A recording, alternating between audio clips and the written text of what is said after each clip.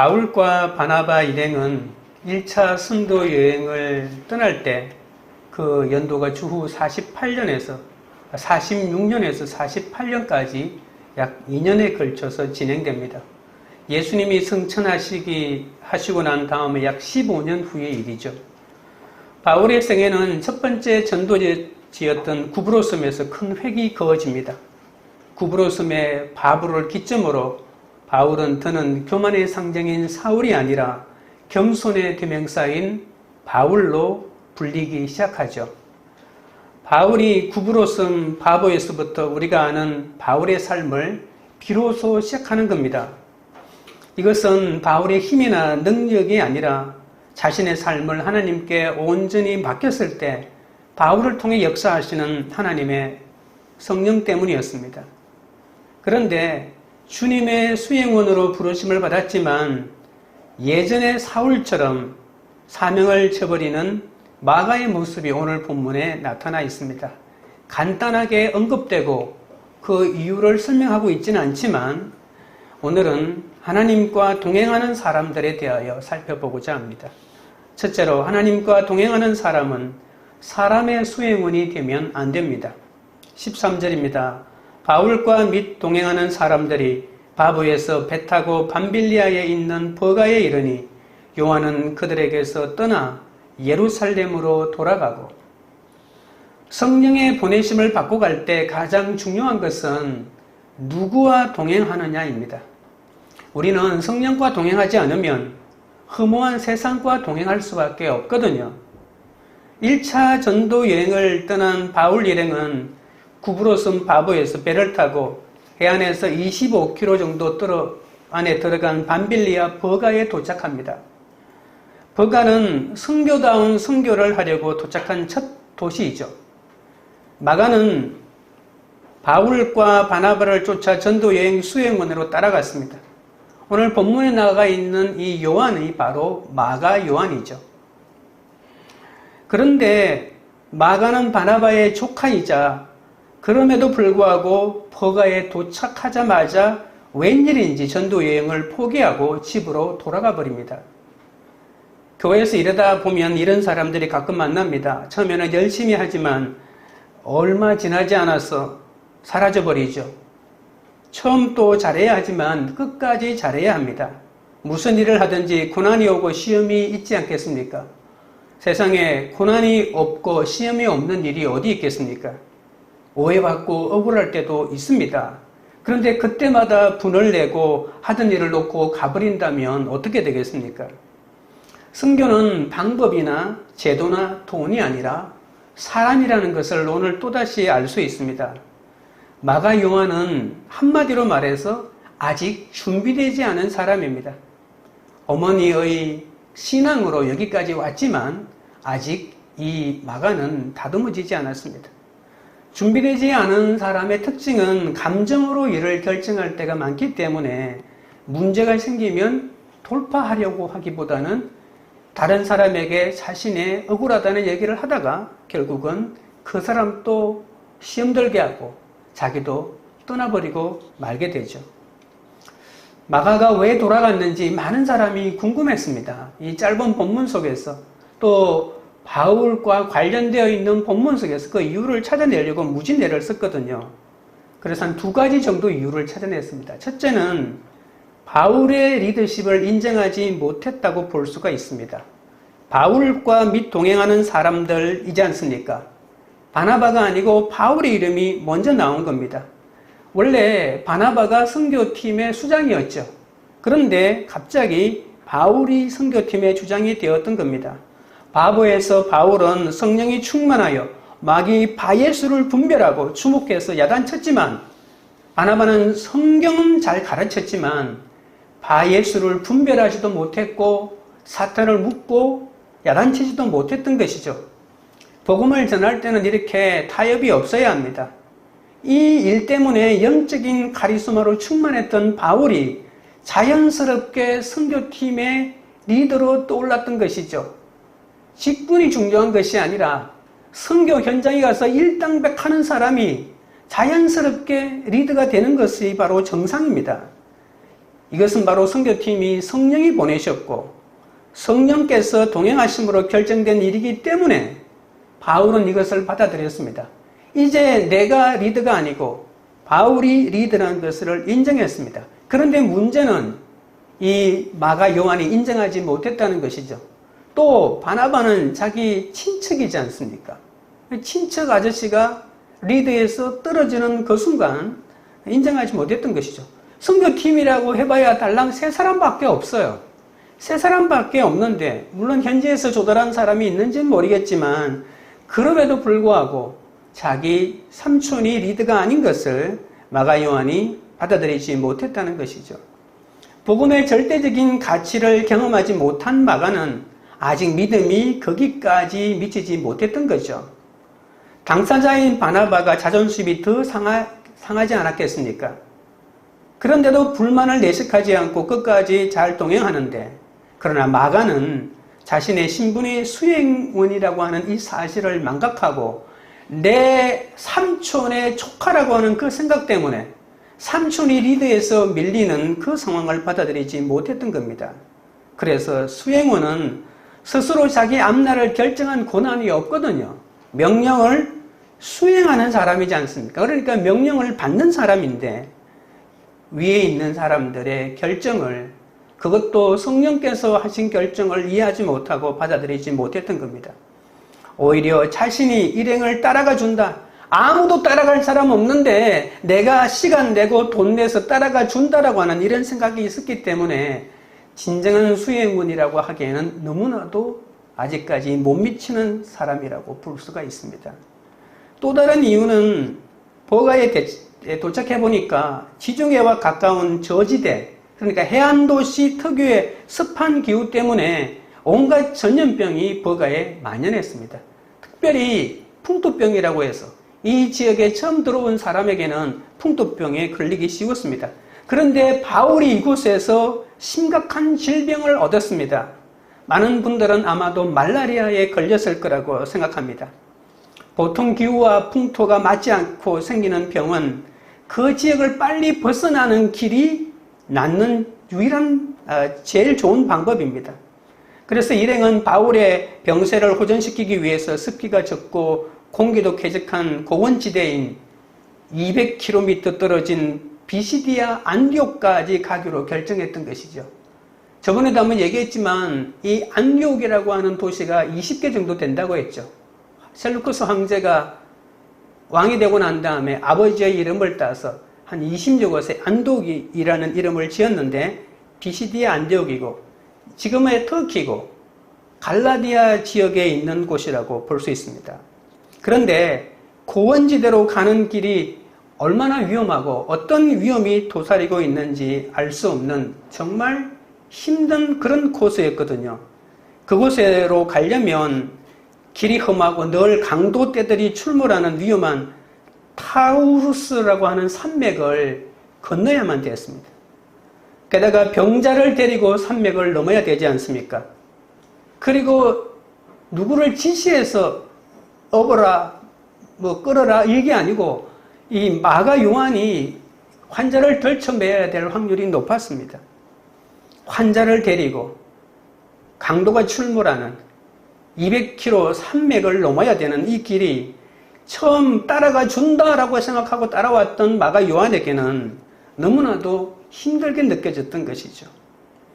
길이 없어서 산맥을 넘어가자는 것인데 마가는 이 엄청난 좌절을 그 순간에 경험하게 되고 산맥을 넘는 것도 싫지만 강도떼를 만나가지고 내가 죽으면 우리 집에 그 많은 재산은 어떻게 하노?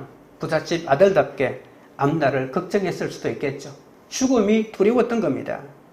아무리 바울이 싫다고 해도 바나바 삼촌도 인정한 일이지만 삼촌도 두고 혼자 예루살렘으로 돌아가겠다고 결단한 것은 그만큼 죽기 싫어서이지 않겠습니까? 천지를 지으신 성령님도 어떻게 이렇게 사람의 수행은 노릇을 해주시는데 이 성령의 동행이 안 보이기 때문에 뒤도 안 돌아보고 예루살렘으로 떠나버린 것이죠. 이 두 가지 이유가 결합된 것이 아마도 이 마가 요한이 갑작스럽게 버가에서 다시 예루살렘으로 돌아간 이유가 될 것입니다. 사도행전 13장 5절에서 마가를 가리켜 이렇게 표현합니다. 바울과 바나바의 수행원이라고 말합니다. 수행원은 헬라어로 휘페르테스라고 하는 말입니다. 이 말은 본래 배 밑창에서 노를 젓는 노예를 가리키는 말입니다. 얼마 전에 개봉한 이수신 장군의 한산 대첩을 소재로 한 한산이라는 영화가 있었죠. 명랑을 자세히 본 사람은 한산도 의미심장하게 보았을 것입니다. 이 영화에서는 그래도 배 밑창에서 노 젓는 사람들을 자세히 묘사를 해줍니다. 한산 대첩에서는 이순신이 바로 바다 한가운데에 성처럼 이렇게 샀고 하객진이라고 하는 그 진법으로 일본군을 격퇴하는 그런 장면이지 않습니까? 진짜로 학이 날개를 펼칠 듯한 형태의 진법으로 반원 형태를 이렇게 그리죠. 그리고 적을 포위하면서 공격하는데 대포를 쏘고 난 다음에 또다시 대포를 장착하기에 시간이 걸리니까 배를 이렇게 회전을 시키죠. 회전을 시켜서 다시 포를 쏘면 시간을 절약할 수가 있고요. 그래서 중요한 것은 배를 회전시키는 것인데 배를 회전시킬 때에 배 밑창에서 노젓는 사람이 엄청난 연습과 훈련과 신속하게 명령에 따라 움직이는 힘이 있어야만이 가능했던 겁니다. 그런데 이 하객진의 승패는 바로 이 배 젓는 사람들에 의해서 결정되는데 이 사람들에 대한 충분한 훈련과 그들이 명령한 대로 움직여줄 거라고 하는 믿음이 있었기 때문에 이 하객진을 펼칠 수가 있었던 것이죠. 배가 일사불란하게 움직여야 합니다. 노를 젓는 사람들이 훈련되지 않았다면 이 진법은 아무리 형태만 갖추었다 하더라도 가장 결정적인 순간에 실패할 것입니다. 배는 장군의 명령 한마디로 움직이는 것이 아닙니다. 배 밑에서 죽을 힘을 다해 노를 젓는 사람들에 의해서 움직여 나가는 것이죠. 그들에게는 밖을 볼 수 없습니다. 밖이 어떻게 되는지 전혀 모릅니다. 밖을 내다볼 필요도 없었습니다.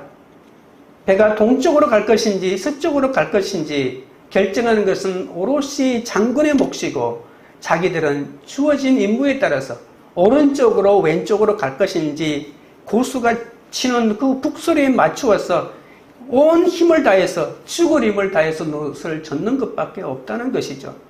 마가가 바로 이 휘페르테스라고 하는 이 수행원이라는 겁니다. 노를 젓는 수행원이라는 말입니다. 다음 행선지가 험산줄령 타우루스 산맥 너머에 있는 이 비시디의 안디옥인지 10이 있는 예루살렘으로 정할 것인지 결정하는 것은 마가의 일이 아니었습니다. 여러분, 예루살렘으로 갔다고 하는 말은 집이 예루살렘이 있잖아요. 그리고 집으로 갔다는 말이잖아요. 마가는 그저 행선지가 정해지면 최선을 다해서 노를 젓는 이 수행을 감당하기만 했으면 됐거든요. 그러나 마가는 이 타우루스 산맥 너머에 있는 비시디의 안디옥을 다음 행선지로 삼은 바울의 결정을 무시한 채 예루살렘으로 돌아가 버리고 맙니다.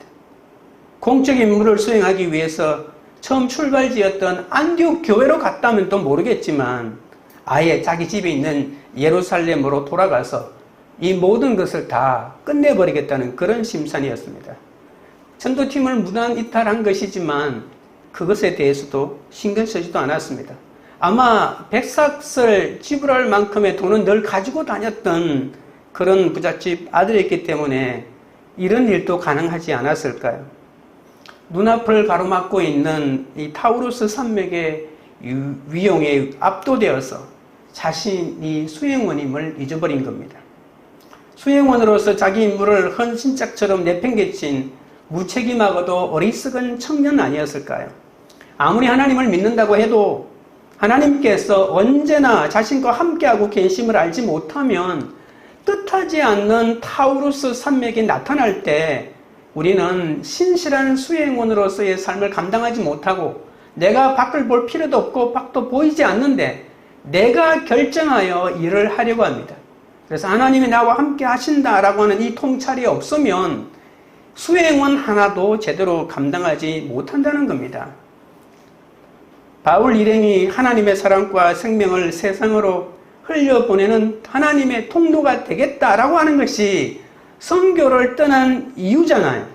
그리고 성령께서 그런 비전을 주시고 인도했기 때문에 나간 거 아니잖아요. 그리고 그 사명을 감당하기 위해서 모든 교회가 금식하여 기도했고 이 두 사람을 따로 세우라고 하는 말씀을 듣고 그것이 진짜인지 어떻게 했는지 알기 위해서 또 금식으로 기도했잖아요.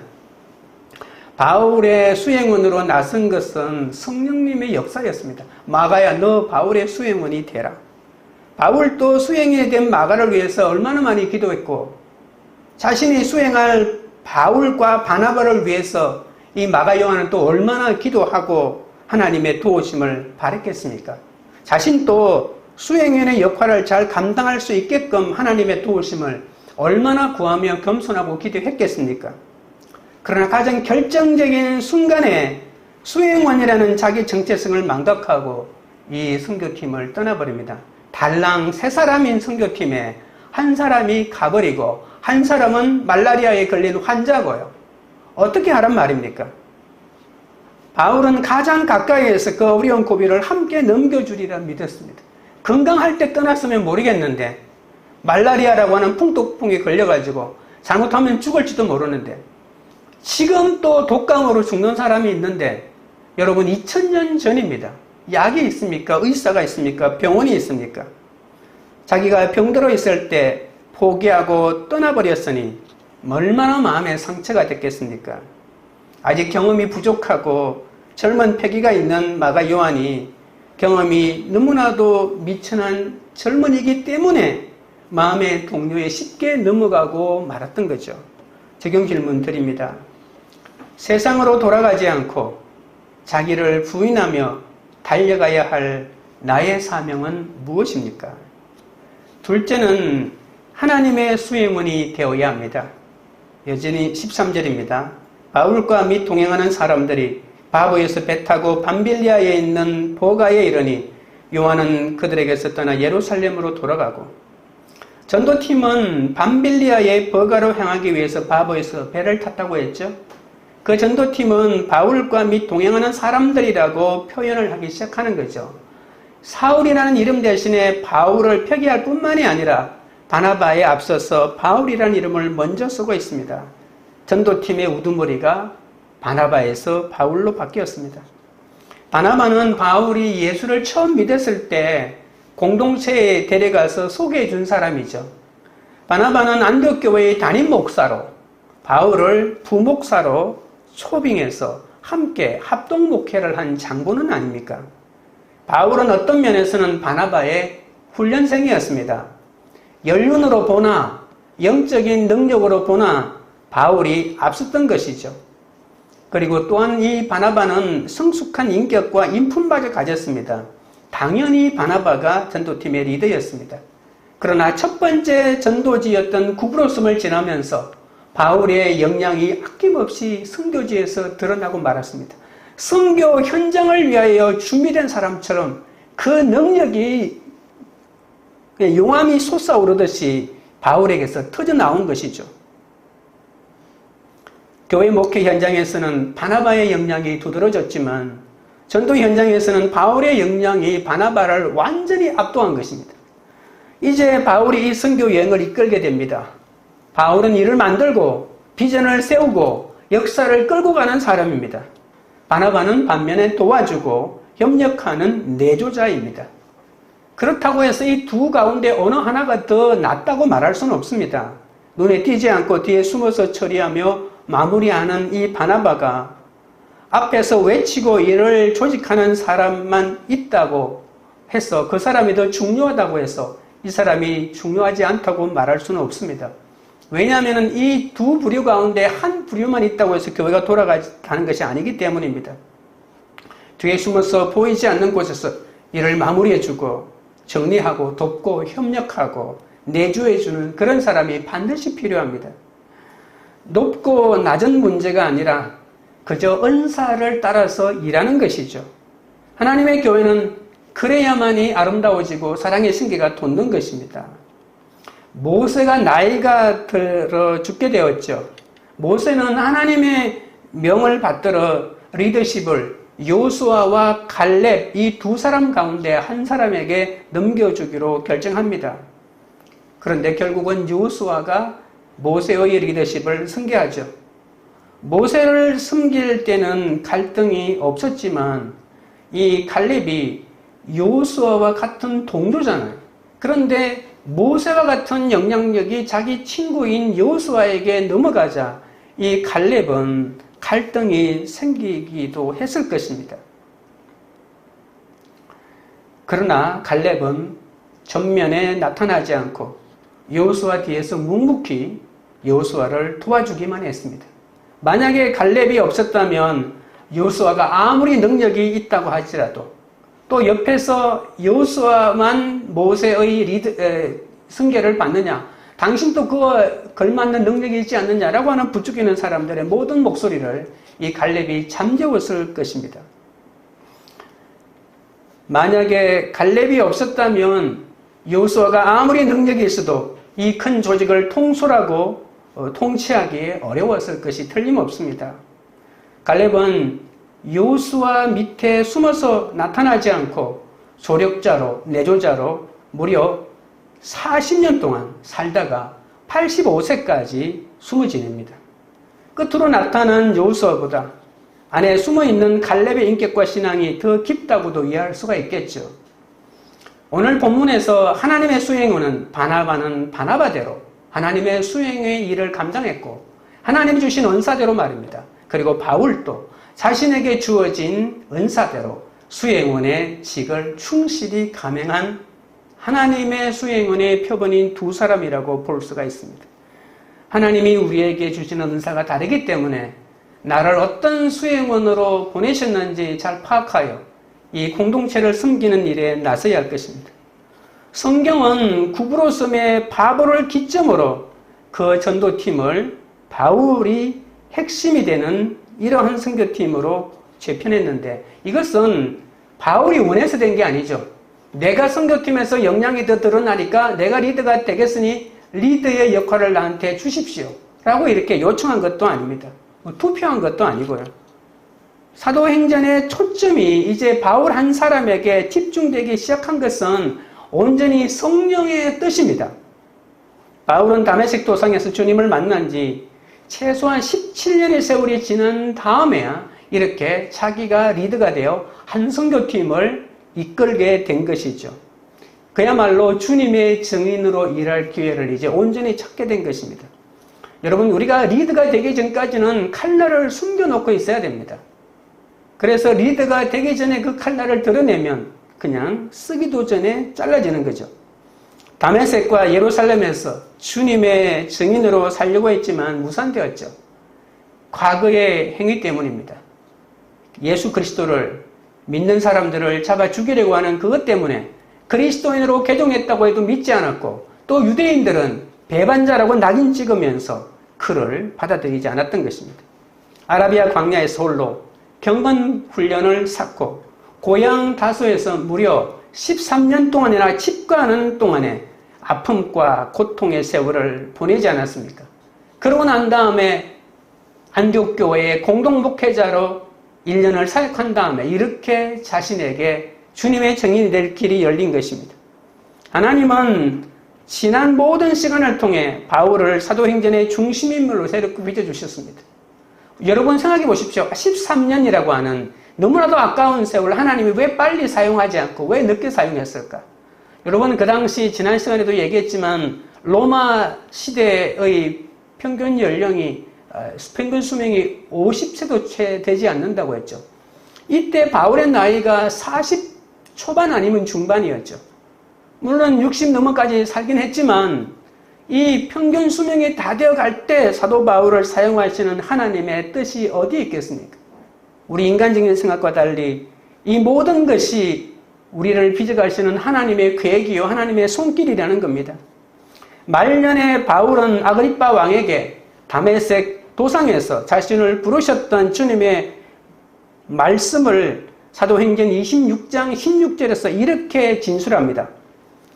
일어나 너의 발로 서라. 내가 내게 나타난 것은 곧 내가 나를 본 일과 장차 내가 내게 나타날 일에 너로 종과 증인을 삼으려 함이니. 이제 세 번째 다메섹 도상에서의 자기의 신앙 고백을 아그리빠 왕에게 할 때 한 말입니다. 여기에서 종과 증인을 삼으려 하노니 할 때 이 종이란 말이 있지 않습니까? 이 종이란 말이 헬라어로 휘페레테스입니다. 수행원이라고 했던 단어와 똑같이 헬라어로 일치합니다. 휘페레테스. 하나님은 바울을 다메섹 도상에서 부르실 때 너는 나의 수행원이다 이렇게 부르던 것이죠. 명령을 수행하는 사람이라는 것이죠. 바울은 자신이 주님의 수행원이라는 이 정체성을 한순간도 잊지 않았습니다. 또한 고린도전서 4장 12절에 요즘 큐티하고 있는 본문이잖아요. 이렇게 말합니다. 사람이 마땅히 우리를 그리스도의 일꾼이요 하나님의 비밀을 맡은 자로 여길지어다. 그리고 맡은 자들에게 구할 것은 충성이니라.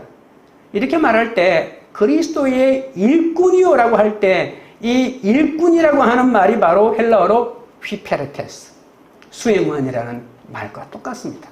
수행원, 종, 일꾼, 이 모든 단어가 배 밑바닥에서 노를 젓는 노예를 지칭하는 휘페르테스라고 하는 단어로 동일하다는 사실입니다.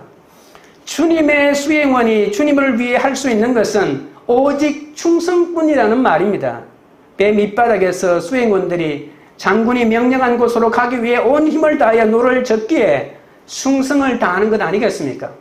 가고자 하는 대로 노를 안 저으면 충성을 다하는 것이 아니죠. 타우루스 산맥이 아무리 높고 험해도 바울의 앞길을 가로막는 장애물이 될 수가 없습니다. 마가처럼 길이 멀고 험하다는 이유로 자기의 정체성을 망각하고 돌아서지도 않았습니다. 아무리 크고 힘든 고난이 앞을 가로막아도 바울은 주님의 사랑과 생명을 전해야 하기 때문에 뚫고 나아가는 충성이 그에게 있었던 것이죠. 전도팀의 리더가 된 바울은 바나바와 마가와 함께 바브를 떠나 버가마행 배를 탔을 때 그 배에는 그 세 사람만 탄 것이 아닙니다.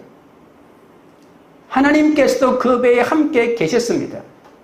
하나님이 그들과 함께 계시지 않았다면 이 세 사람이 함께 그 배를 탈 이유도 없고 버가로 갈 이유도 없는 것이죠. 그들이 버가로 가는 이유는 하나님의 사랑과 생명을 세상으로 흘려보내는 통로가 되기 위해서입니다. 이 이유 때문에 그들이 함께 모였고 함께 배를 탔고 지금 버가로 가고 있는 것이죠. 하나님이 우리와 함께하고 계심을 아는 사람만이 하나님의 사랑과 생명의 통로가 될 수 있습니다. 수행원은 주님의 종입니다.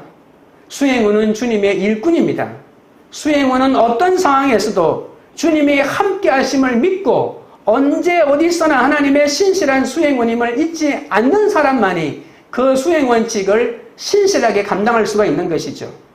이 세상에 하나님의 사랑과 생명을 전할 사명이 우리에게 있고 우리도 하나님의 수행원이라는 것 여러분 인정하십니까? 적용 질문 드립니다.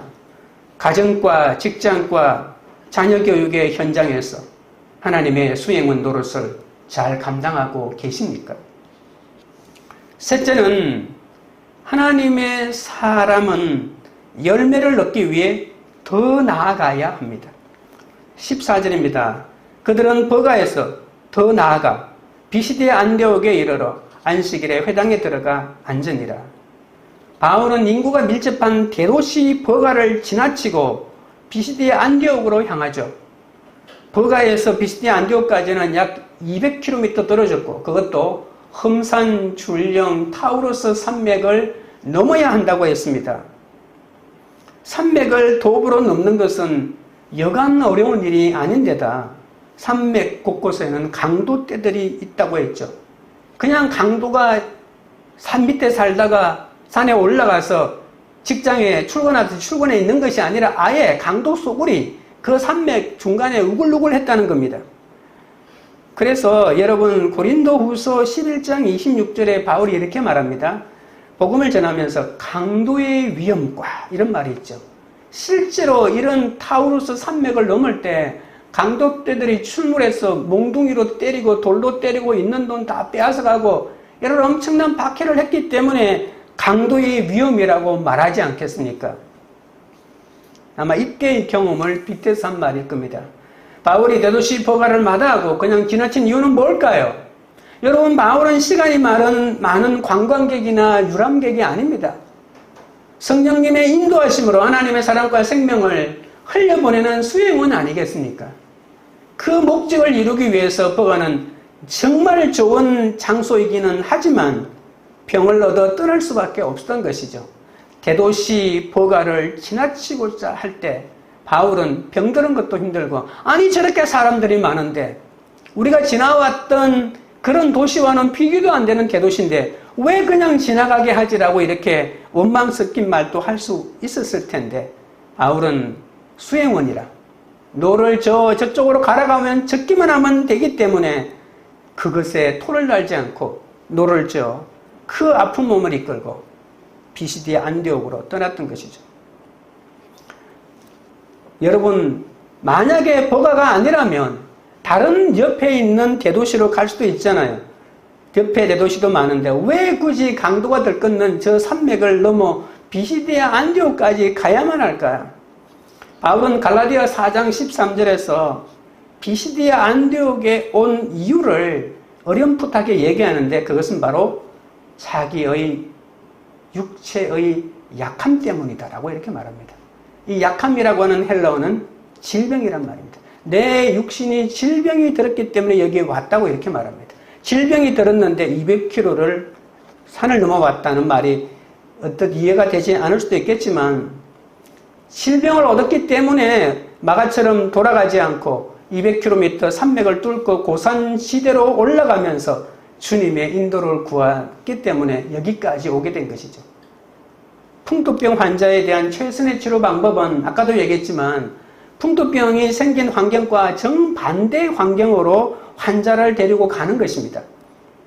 포가에 당도하자마자 뜻하지 않게 풍토병에 걸린 바울이 위험을 무릅쓰고 타우로스 산맥을 넘어 비시디아 안디옥에 이른 것은 바로 이 습기가 없는, 날씨가 건조하고 선선하고 그리고 해발 1,000m 이상인 고원지대이기 때문에 병을 고치기 위해서 그곳까지 갔던 것이죠.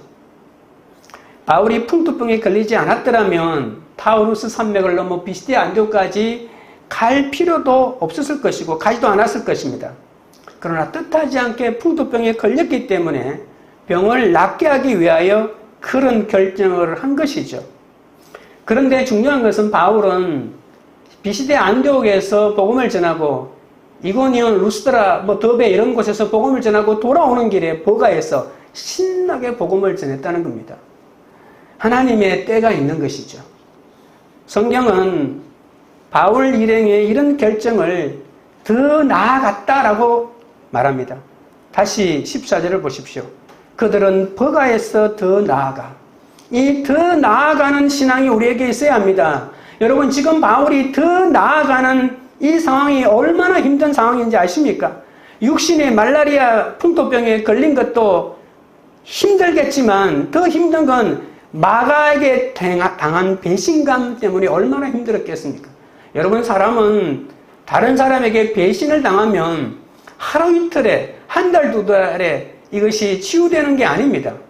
치를 떨고 이를 갈고 무시하고 잊어버렸다라고 생각했는데 또 생각하기만 하면 우라통이 터져 나오는 그 마음의 큰 병 아니겠습니까? 그래서 포가에서 더 나아가라고 이렇게 말합니다. 육체적으로 질병에 걸렸죠.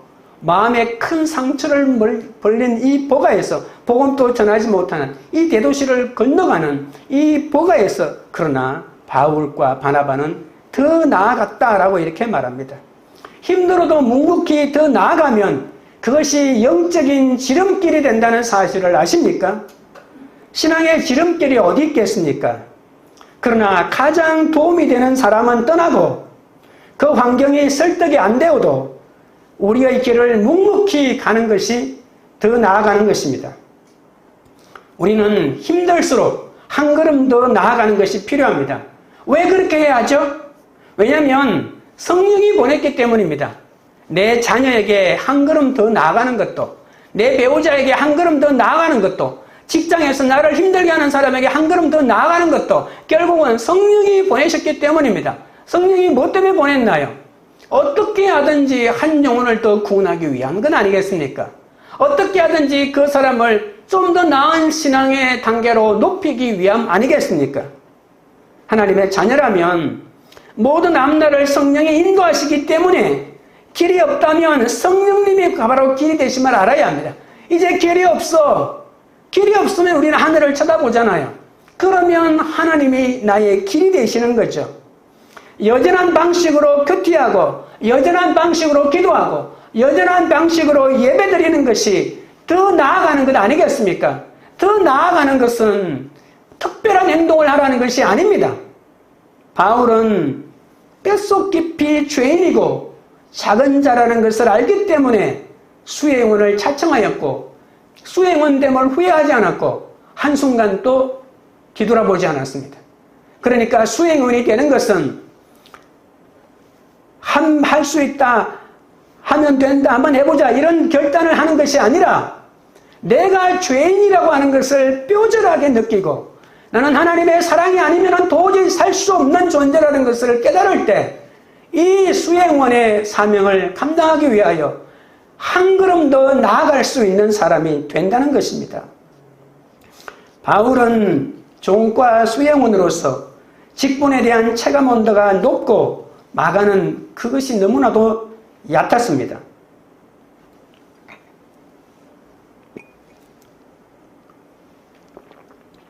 바울은 자신이 스데반을 죽였다고 생각하니까 죽을 때까지 할 말이 없습니다. 바울은 사명받고 한 번도 뒤를 돌아보지 않았죠. 마가는 바울의 수행원이었고 바울은 하나님의 수행원이었습니다. 여러분, 우리는 어떤 누구 밑에서 일을 한다고 해도 그 사람의 수행원이 아닙니다. 우리는 하나님의 명령을 받고 그 사람을 돕는 것이기 때문에 우리는 어떤 사람 밑에 있어도 하나님의 수행원의 사명을 감당하는 것입니다. 하나님이 이 사람 밑에 있으라고 지금 나에게 허락했기 때문에 그 사람 밑에 있는 것이지, 우리는 어떤 어려운 역할을 감당한다 할지라도 결국 사람의 수행원으로 살 수는 없는 존재입니다. 바울은 역할이라고 생각하고 바울은 인격이라고 생각했습니다. 여러분, 간혹 가다가 하나님의 일을 하는데 인격이 좀 떨어지는 사람이 있을 수 있습니다만은, 여러분, 인격이 좋아야만 일을 할 수 있다고, 과거가 깨끗해야만이 일을 할 수 있다고 이 마가 요한은 생각했기 때문에 과거에 믿는 사람을 잡아 죽였던 이 바울은 아무리 개가천성을 해도 하나님의 수행원 역할을 못한다고 생각했던 것이죠. 그러나 바울은 인격이 일하는 것이 아니라 역할이 일을 한다고 생각했기 때문에, 물론 이것은 과거를 말하는 것입니다. 교회를 참멸했던 바울의 모습만 생각하고 복음을 믿고 달라진 바울을 여전히 믿지 못하는 고정관념이 마가에게 있었기 때문에 마가는 바울의 리더십을 인정하지 못했고 자신은 그 밑에서 일할 수 없다고 하면서 자신이 죽기가 두려운 것을 핑계대면서 수행원의 노력을 하지 않고 돌아가고 말았던 겁니다. 이것이 어머니의 신앙으로 성장한 마가의 한계입니다. 어머니의 신앙, 부모의 신앙은 자녀에게 중요한 신앙의 계기를 마련할 수는 있지만, 이렇게 하나님의 수행원을 감당하는 것은 본인이 하나님을 만나야만 가능합니다. 아무리 몇 대 기독교 집안에 태어난다 할지라도 자신이 하나님을 만난 경험이 없이는 그 사명을 감당할 수가 없는 것이죠. 바울의 하나님을 세웠으면 마가는 따라야 합니다. 인격이 좋아야만 따른다고 생각하니까 하나님의 음성을 놓쳐버린 것이죠. 보가에서 요한의 문제로 마음고생을 많이 하고 육체로도 아픈 몸을 이끌고 타우루스 산맥을 넘어 비시디 안디옥에 도착하자 그곳에 유대인의 회당이 있었습니다. 바울은 안식일에 유대인 회당에 들어가 말씀을 가르칩니다. 그곳에도 하나님이 준비된 영혼이 있었습니다. 성령이 보내셔서 가는 길은 그때도 몰랐지만 지나고 보면 성령님의 완전한 작품이었다고 깨닫고 찬양하지 않을 수 없는 것이죠. 그 당시 내가 그때 몰랐다고 해서 그것이 영영 하나님의 길이 아니라고 누가 장담할 수 있겠습니까? 지나고 보면, 그러니까 더 나아가다 보면, 더 나아가야 내가 그때 서 있던 길이 지나가는 길이 되는 것이죠. 그 길을 가지도 않고 뒤돌아가지고 멀리 도망간다면 그 길이 지나보지 않았기 때문에 여전히 나는 알 수 없는 하나님의 뜻인 거죠. 정인으로 살려면 배 밑창 노예인 하나님의 수행원으로 살아야 합니다. 바울은 가말리엘 문화에서 배운 율법학자요, 바리새인 중에 바리새인 아닙니까? 바나바도 레위인이었기 때문에 랍비들 좌석에 앉아서 가르칠 수 있었습니다. 성령의 세우심과 보내심은 너무나도 절묘해서 유대인 회당에서 가르치기에는 가장 탁월한 사람들입니다. 그들이 가장 자신만만한 율법을 가지고 토론을 하다가 결국은 그들이 막혀있는 부분을 찾아서 예수 그리스도의 십자가와 부활로 모든 것을 해결해내는 가장 완벽한 하나님이 준비된 사람들 아니겠습니까? 천지를 지으신 성령님이 나와 동행하시기 때문에 항상 진리의 성령 때문에 최고의 열매를 맺을 수 있다는 것입니다. 여러분, 유대인들 가운데 있어서 유대인들을 예수 믿게 하는 것이 최고의 열매 아니겠습니까? 그래서 스데반의 최고의 열매는 바로 이 바울을 예수 믿게 한 것이라고 볼 수가 있겠죠. 비시대 안디옥으로 갔기에 갈라디아 여러 지역에 복음을 전하게 하셔서 결국 위대한 갈라디아서가 탄생하게 된 것입니다. 천지를 지으신 성령님이 우리와 동행하고 있기 때문에 항상 하나님의 말씀을 묵상하고 기도하면 고난의 한가운데 있다 할지라도 최고의 열매를 맺을 수 있다는 사실, 그리고 그 최고의 열매는 영혼을 구원하는 길임을 잊지 마시기 바랍니다. 적용 질문 드립니다. 기가 막힌 고난에서 성령의 동행으로 더 나아가며 얻은 최고의 열매는 무엇입니까? 말씀을 맺겠습니다. 하나님과 동행하는 사람들은 사람의 수행원이 아님을 알아야 합니다. 질서를 인정하고 어떤 질병이 와도 이해 타산에 따라 움직이면 안 됩니다. 하나님의 수행원이 되려면 이 모든 상황에서 더 나아가는 헌신과 결단이 있어야 합니다. 하면 된다, 할 수 있다고 추진하는 것이 더 나아가는 것이 아니고 내가 뼛속 깊이 죄인임을 알아야 더 나아갈 수 있습니다. 어떤 고난 앞에서도 살려달라고 기도하면 최고의 열매를 맺는다는 것을 잊지 마시기 바랍니다. 찬양드리고 기도하겠습니다.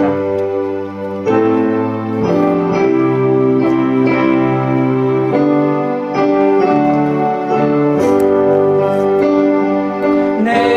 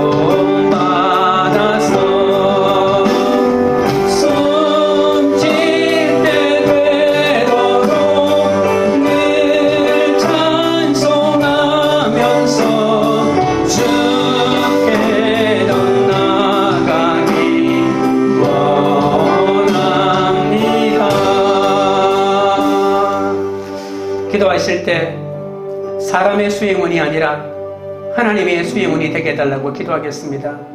하나님이 허락하신 질서를 인정하며 어떤 경우에도 이해타산을 따지며 사명을 저버리지 않게 해달라고 기도하겠습니다. 하나님의 수행원이 되어 기가 막힌 모든 배신에도 불구하고 더 나아갈 수 있도록 해달라고 기도합니다. 말씀 보고 기도하고 공동체의 교제를 귀히 여기며 더 나아가게 하게 해달라고, 성령이 동행하는 그 한 사람이 되어 가정과 직장과 공동체에 구원의 최고의 열매를 거두는 은혜를 허락해달라고 우리 다같이 주의 세움 부른 다음에 기도하며 나아가겠습니다. 주여, 주여, 주여. 거룩하신 하나님 우리 아버지여, 사람의 수행원이 되어 자신의 욕망을 이루기 위하여 살지 않게 하시고 하나님의 수행원이 되어 주님이 명령하시는 모든 명령을 신실하게 수행하는 하나님의 사람이 되게 하여 주시기를 원합니다. 하나님이 허락하신 질서를 인정하게 하여 주옵소서. 어떤 경우에도 이해타산을 따지며 사명을 저버리지 않게 하시고 수행을 멈추는 일이 일어나지 않도록 은혜를 더하여 주시옵소서. 하나님의 수행원이 되어 기가 막힌 모든 배신에도 불구하고 더 나아갈 수 있도록 인도하여 주옵소서. 말씀 보고 기도하고 공동체의 교제를 귀히 여기며 더 나아가게 하여 주옵소서. 성령이 동행하는 사람이 되어 가정과 직장과 공동체에 구원의 최고의 열매를 거둘 수 있도록 우리 아버지 하나님이여 인도하여 주시고 붙잡아 주시옵소서. 하나님 아버지, 죽을 수밖에 없는 죄인을 용서하여 주시고 하나님의 수행원이 되어 공동체마저 숨기도록 인도해 주셔서 감사드립니다. 하지만 저는 주님의 수행원으로 부름을 받고도 아직도 인정하지 못하는 질서가 많고 대접해 주지 않고 인정해 주지 않는다고 속이 상하여 옆에 있는 사람을 시기하고 사명마저 내팽기려고 한 적이 너무 많았사오니 용서하여 주시옵소서. 사람의 수행원이 되어 하나님의 일을 한다고 생색을 내고 실제는 내 욕망과 이익을 채우려고 하는 모든 어리석은 생각을 다 내려놓게 하여 주시옵소서. 살든지 죽든지 어떤 상황 속이든지 오직 하나님만 존귀하게 해드리는 삶을 살도록 붙들어 주옵소서. 저의 인생이 버가의 길목에서 병들었다고 해도 절망하고 낭망하여 예루살렘으로 돌아가지 않게 하여 주시옵소서. 오히려 담대히 일어나 인생의 타우르스 산맥을 넘어 하나님이 인도하심을 따라 비시디아 안디옥까지 더 나아갈 수 있는 용기를 허락하여 주시옵소서. 믿음은 어떤 상황 속에서도 하나님께서 나와 함께 하심을 깨닫는 데서 시작된다고 하셨습니다. 성숙한 믿음도 신실한 수행원의 삶도 나와 함께 하시는 주님을 깨달을 때 가능하다고 하셨습니다. 날마다 말씀 안에서 깨어있어 나와 함께 하시는 하나님에 대하여 늘 깨어있게 하여 주시옵소서. 참된 수행원의 삶이 가능하도록 말씀과 기도를 통하여 경건 훈련으로 주님께 더 가까이 나아가는 은혜를 허락하여 주옵소서. 우리가 언제 어느 곳에 있든 하나님 곳에 우리와 함께 계시지 않는 것이 없음을 잊지 않게 도와주옵소서. 우리가 어떤 상황을 받든 그 상황이 우리가 원하지 않았던 상황이라 할지라도 그 상황 속에 우리를 인도하신 하나님께서 언제나 계시다는 사실을 기억하게 하여 주옵소서. 광교리절 교회가 하나님의 수행원이 되어 세우신 질서를 인정하고 성령의 동행을 하는 영적 공동체가 되게 하옵소서. 각자 이해타산으로 안면 몰수한 것을 회개하며 기가 막힌 상황에서도 예수님만 바라보고 더 나아가게 하옵소서. 인생의 그 어떤 타우르스 산맥 앞에서도 바울처럼 조금도 굴하지 않고 하나님의 사랑과 생명을 세상으로 흘려보내는 품격 있는 수행원으로 살아가는 그 공동체가 되도록 역사하여 주시옵소서. 예수 그리스도 이름으로 기도드리옵나이다. 아멘.